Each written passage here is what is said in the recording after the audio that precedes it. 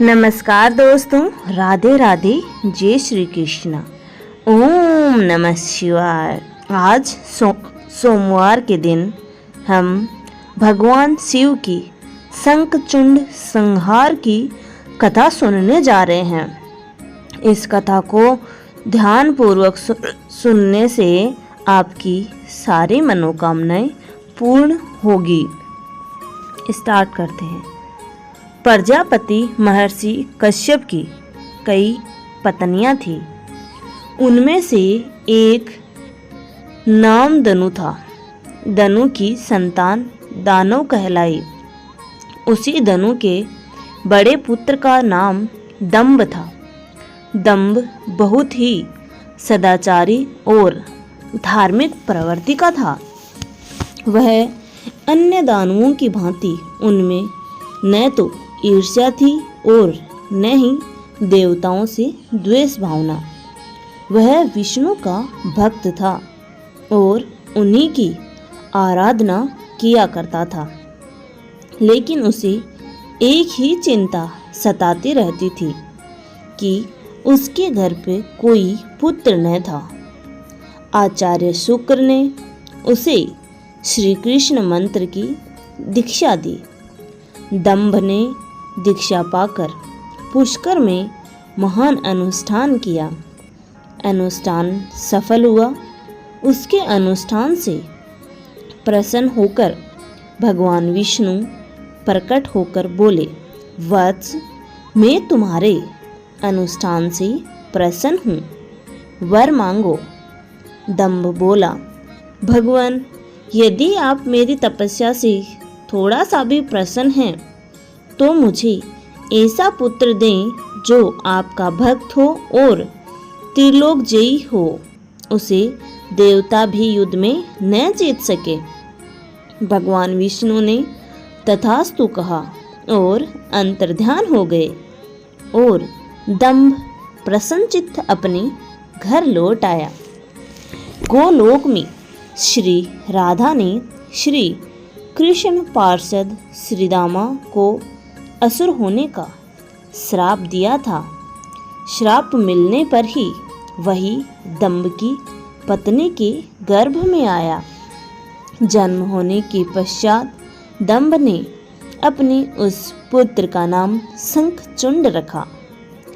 जब वह कुछ बड़ा हुआ तो दंभ ने उसे मुनि जेगिष्य की देखरेख में रख दिया। मुनि जेगिष्य ने उसे शिक्षा दीक्षा दी। अपनी कुमार अवस्था में ही शंखचूंड पुष्कर में पहुंचा और उस महान धार्मिक तपस्थली में ध्यान मग्न रहकर वर्षों तक ब्रह्मा जी की तपस्या करता रहा। उसकी घोर तपस्या से प्रसन्न होकर ब्रह्मा जी प्रकट होकर बोले, हे वत्स, मैं तुम्हारी तपस्या से अति प्रसन्न हूँ, वर मांगो। पितामह, मुझे ऐसा वरदान दीजिए कि मुझे देवता पराजित न कर सके। शंखचूंड ने कहा।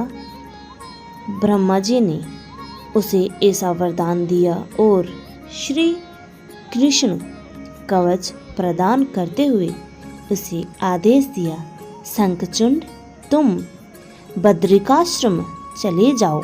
वहाँ तुम्हारा भाग्य का सितारा उदय होने की प्रतीक्षा कर रहा है। आदेश मानकर शंखचूंड बद्रिकाश्रम पहुँचा। वहाँ महाराज धर्मध्वज की पुत्री तुलसी की तपस्या कर रही थी। दोनों का आपस में परिचय हुआ और ब्रह्मा जी की इच्छा अनुसार दोनों का विवाह हो गया। अपनी पत्नी को लेकर शंखचूंड पुनः दैत्यपुरी लौट गया। शुक्राचार्य ने उसे दानवों का अधिपति बना दिया। सिंहासन पर बैठते ही उसने अपना साम्राज्य बढ़ाने के लिए देवलोक पर चढ़ाई कर दी। ब्रह्मा जी के वरदान के कारण वह अजय हो चुका था, अतः उसे देवों को हराने में कोई कठिनाई नहीं हुई। उसने अमरावती पर कब्जा जमा लिया। इंद्र अमरावती को छोड़कर भाग निकले। देवता उसके डर से कंदराओं में जा छुपे। शंखचूंड तीनों लोकों का शासक हो गया और सब लोकपालों का कार्य भी उसने संभाल लिया। उसने अपनी प्रजा की भलाई के लिए अनेक कार्य किए। प्रजा उससे बहुत प्रसन्न थी। सर्वत्र सुख और शांति थी, क्योंकि शंखचूंड स्वयं भी कृष्ण भक्त था। अतः उसकी प्रजा भी भगवान कृष्ण पर पूरी आस्था रखने लगी। उसके राज्य से अधर्म का नाश हो गया। प्रजा इंद्र और देवताओं को भूलने लगी। इससे देवताओं को बहुत क्षोभ हुआ। इंद्र पितामह ब्रह्मा के पास पहुंचकर बोले, हे पितामह, आपने शंखचूंड को अभय होने का वरदान देकर उसे निरंकुश बना दिया है। वह अमरावती पर कब्जा जमाए बैठा है। देवता दर दर की ठोकरें खा रहे हैं। अब आप ही बताइए, हम क्या करें? पितामह बोले, हे सुरेंद्र, शंखचूंड धार्मिक और रीति से अपना शासन चला रहा है। प्रजा उससे प्रसन्न है। उसके राज्य में प्रजा सुखी और संपन्न है। हमें उससे कोई शिकायत नहीं है।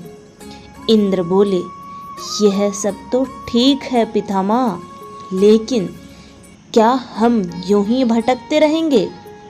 आखिर अमरावती है तो देवताओं की।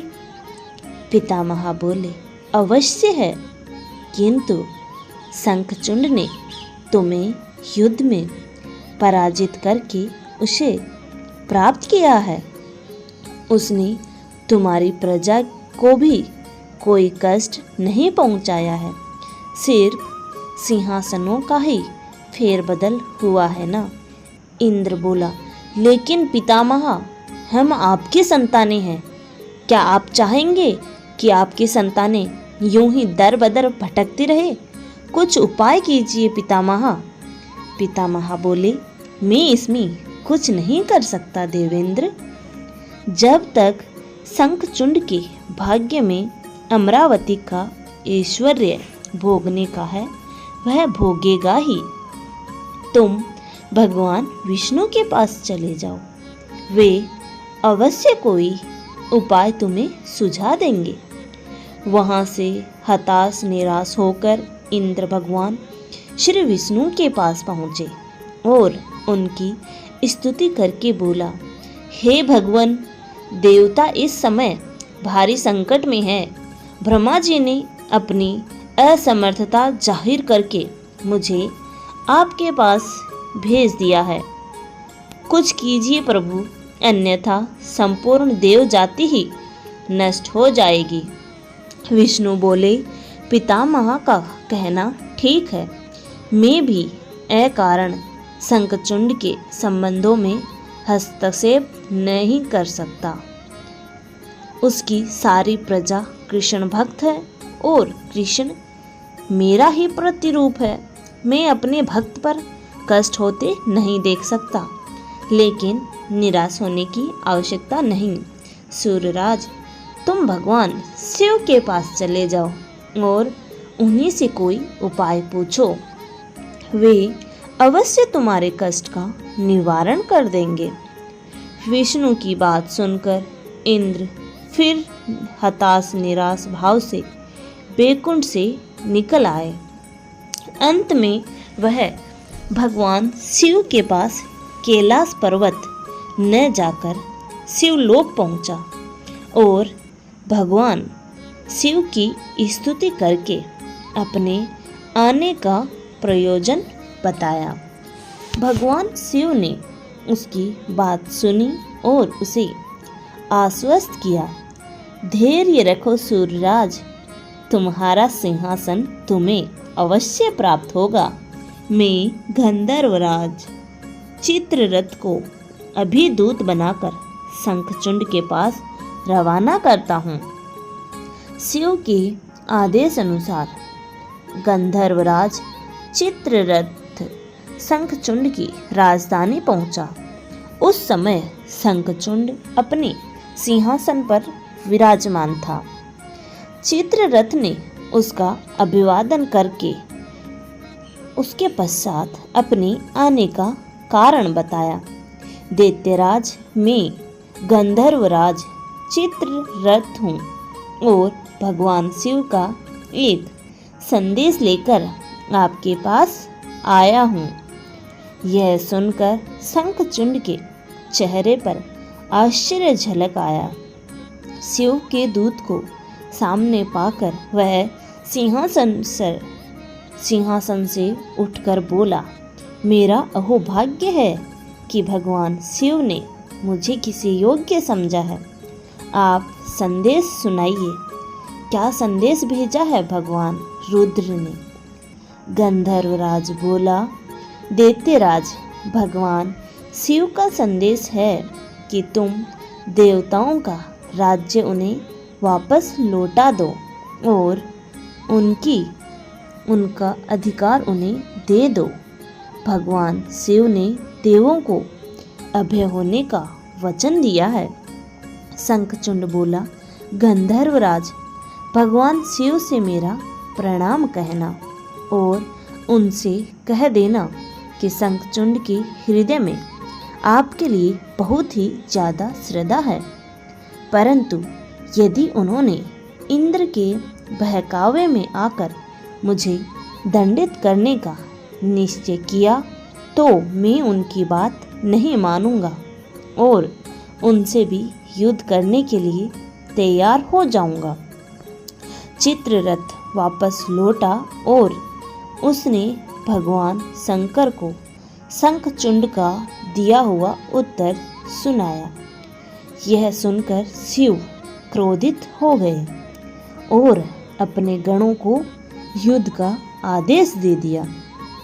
उधर शंखचूंड ने अपने पुत्र का अभिषेक कर उसे दानवाधिपति बना दिया और अपनी पत्नी से बोला, मैंने युद्ध स्वीकार कर लिया है देवी, ईश्वर करे युद्ध में हमारी विजय हो।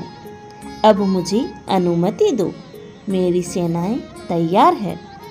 शंखचूंड अपनी सेनाएं लेकर युद्ध भूमि में जा पहुंचा। दोनों सेनाएं गोमत्र पर्वत के समीप एक दूसरे के आमने सामने आ खड़ी हुई। भगवान शिव ने शंखचूंड के पास एक बार फिर संदेश भेजा कि वह नादानी न करे और युद्ध से दूर रहकर उनकी बात मान ले, किंतु शंखचूंड न माना और दोनों सेनाओं में घनघोर युद्ध छिड़ गया। भगवान शिव और शंखचूंड आमने सामने डट गए। दोनों में अनेक अस्त्र शस्त्रों से युद्ध होने लगा। फिर भगवान शिव ने ज्यों ही शंखचूंड का वध करने के लिए त्रिशूल उठाया तो आकाशवाणी हुई, देवाधिदेव आप प्रलयंकर हैं, सर्वसमर्थ हैं, किंतु आपको मर्यादा की रक्षा करनी चाहिए। श्रुति की मर्यादा को नष्ट न करें। जब तक शंखचूंड के पास हरि का कवच है और जब तक उसकी पतिव्रता पत्नी मौजूद है, तब तक उस पर बुढ़ापा नहीं आ सकता और न ही उसकी मृत्यु हो सकती है। आकाशवाणी के खत्म होते ही शिव का त्रिशूल अपने आप रुक गया। तभी भगवान विष्णु प्रकट हुए। शिव बोले, भगवान, आपने तो मुझे बड़े धर्म संकट में डाल दिया। आप ही ने तो इंद्र को मेरे पास भेजा और जब मैंने उसे अभय करने के लिए युद्ध आरंभ किया तो अब आप ही का कवच आड़े आ रहा है। अब आप ही कोई उपाय सोचिए। विष्णु बोले, शंखचूंड के श्राप का समय अब समाप्त होने ही वाला है भगवान। अब इसे असुर योनि से मुक्त करके गोलोक भेजना पड़ेगा। यह कृष्ण भक्त है और कृष्ण मेरा ही प्रतिरूप है, अतः इसे वापस गोलोक में भेजना होगा। फिर विष्णु ने एक ब्राह्मण का वेश धारण किया और शंखचूंड के पास पहुंचकर बोले, दानवराज, मैं एक निर्धन ब्राह्मण हूँ। कुछ पाने की आस लिए आपके पास आया हूँ। शंखचूंड बोला, मांगो प्रियवर, जो भी मेरे पास है उसे दे देने में मुझे किंचित भी विलंब नहीं लगेगा। मेरा सिर भी मांगोगे तो वह भी दे देने में इनकार नहीं करूँगा। आप आदेश तो दें। ब्राह्मण वेशधारी विष्णु बोले, दैत्यराज, मुझे आपका सिर नहीं, आपका कवच चाहिए। बोलिए, देंगे अपना कवच? शंखचूंड ने अपना कवच उतारकर ब्राह्मण वेशधारी विष्णु को सौंपते हुए कहा, अवश्य, यदि भगवान कृष्ण की ऐसी ही इच्छा है तो ऐसा ही होगा। आप कवच ले जाइए। ब्राह्मण वेशधारी विष्णु कवच लेकर दैत्यपुरी पहुँचे। फिर उन्होंने शंखचूंड का वेश धारण किया और राजमहल में जाकर शंखचूंड की पत्नी तुलसी के पास पहुँचे। तुलसी ने उन्हें अपना पति ही समझा और उनका स्वागत किया। उस रात विष्णु शंखचूंड के महल में ही ठहरे। अचानक ही पतिव्रता तुलसी को धोखे का आभास हुआ। वह चौंक कर बिस्तर से उठी, बोली, कौन है तू और मेरे साथ छल करने का तुझ में साहस कैसे हुआ? जल्दी बोल, अन्यथा अपने पतिव्रत तेज से अभी भस्म करती हूँ।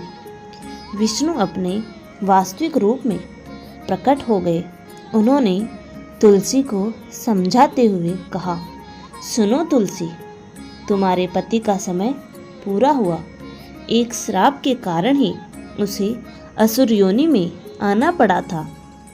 अब से वह गोलोक में रहेगा, क्योंकि तुम्हारा पतिव्रत धर्म ही उसकी रक्षा कर रहा था। इसलिए मुझे छल करके तुम्हें कलुषित करना पड़ा। तुलसी रोते हुए बोली, यह आपने अच्छा नहीं किया भगवान। यूं मेरे साथ छल करके मेरा सतीत्व नष्ट किया। मैं श्राप देती हूँ कि आज से आपको भी पत्थर बन जाना पड़ेगा। आप में दया ममता नहीं है, आप पत्थर हैं, पत्थर। विष्णु बोले, और मैं तुम्हें वर देता हूँ तुलसी की, मेरे पत्थर बन जाने पर तुम्हें भी मेरे साथ ही स्थान मिलेगा। भविष्य में लोग तुलसी और शालग्राम की पूजा करेंगे। तुलसी के बगैर शालग्राम की पूजा अधूरी रहेगी। उसके बाद विष्णु अंतर्ध्यान हो गए और युद्ध भूमि में खड़े शिव को अपनी दिव्य शक्ति से सब कुछ बता दिया। शंखचूंड और शिव में पुनः युद्ध आरंभ हो गया, किंतु तुलसी के पतिव्रत धर्म नष्ट हो जाने से शंखचूंड की शक्ति घट गई थी। अतः शिव ने अपना त्रिशूल उसकी ओर फेंका तो वह सीधा शंखचूंड की हृदय स्थल को भेद गया। वातावरण में हजारों बिजलियां एक साथ कौंध गई। चारों दिशाएं कांप उठी और देखते ही देखते शंखचूंड धरती पर जा गिरा। गिरते ही उसके प्राण पखेरु उड़ गए। श्राप से मुक्ति मिलते ही श्रीदामा गोलोक जा पहुंचा। उसकी भस्म से एक शंख प्रकट हुआ जो कालांतर में भगवान शिव के हाथों की शोभा बना। देवताओं ने शिव की जय जयकार की और इंद्र को अपना सिंहासन पुनः प्राप्त हो गया। धन्यवाद दोस्तों, आशा करती हूँ आपको मेरी दी हुई जानकारी पसंद आती होगी। ऐसे ही जानकारी प्राप्त करने के लिए आप हमारे चैनल को लाइक, शेयर एंड सब्सक्राइब करना ना भूलें और कमेंट में राधे राधे जय श्री कृष्णा और ओम नमः शिवाय लिखना ना भूलें। धन्यवाद।